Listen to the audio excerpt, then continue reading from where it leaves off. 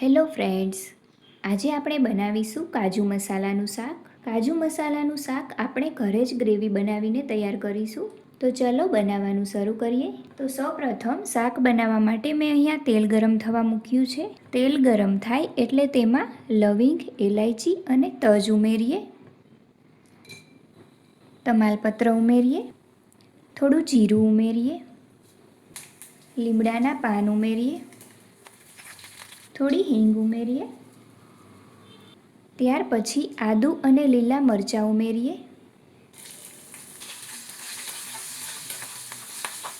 બધું જ સરસ રીતે સતળાઈ જાય એટલે તેમાં ટામેટાં ઉમેરીએ.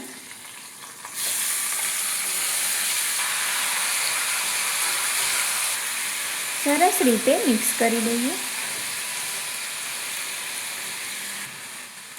થોડી હળદર ઉમેરીએ. સ્વાદ પ્રમાણે મીઠું ઉમેરીએ. લાલ મરચું પાવડર ઉમેરીએ.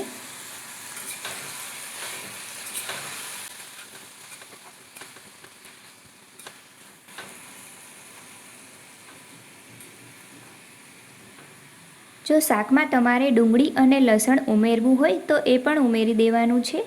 ટામેટાં સરસ રીતે ચડી જાય ત્યાં સુધી આ રીતે સાંતળવાનું છે. ટામેટાં થોડા ચડી જાય પછી આ રીતે મેં કાજુ અને વોટરમેલન સીડ્સ 2 કલાક માટે પલાળીને રાખ્યા હતા તે ઉમેરવાના છે. આની ગ્રેવી તમે અલગથી પણ કરી શકો છો, પણ હું આમાં જોડે જ મિક્સ કરી દઉં છું.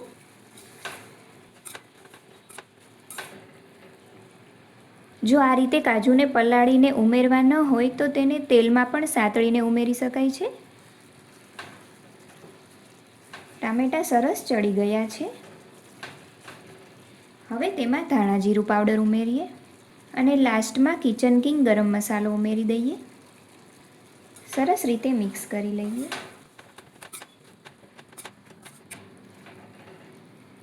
આ રીતે તેલ છૂટું પડી જાય એટલે ગેસ બંધ કરી દેવાનો છે અને ગ્રેવી ઠંડી થાય પછી તેને મિક્સચરમાં ક્રશ કરવાની છે. તો થોડી વાર માટે ઠંડી થવા દઈએ. તો હવે આ સરસ રીતે ઠંડુ થઈ ગયું છે. તેને મિક્સચર જગમાં લઈ લઈએ. તમાલપત્રને અલગ કાઢી લેવાનું છે.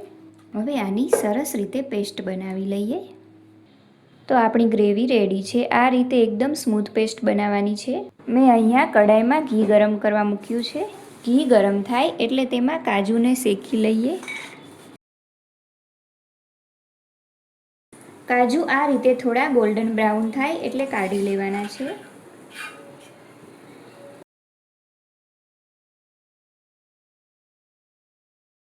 હવે તેમાં આપણે રેડી કરેલી ગ્રેવી ઉમેરી દઈએ.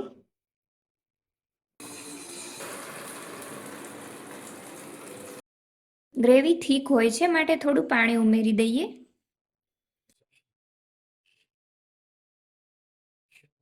ગ્રેવીને થોડી વાર માટે ઉકળવા દઈએ.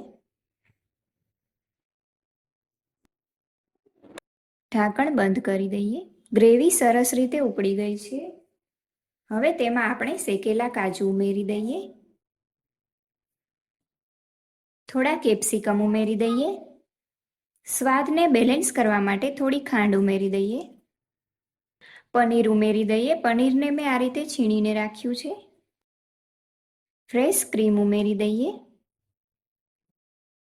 સરસ રીતે મિક્સ કરી લઈએ.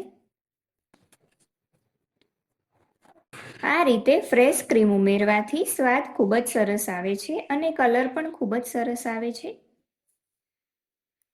થોડી કસૂરી મેથી ઉમેરી દઈએ. સરસ રીતે મિક્સ કરી લઈએ. તો રેડી છે આપણી કાજુ મસાલા સબ્જી. ખૂબ જ સરસ કલર આવ્યો છે.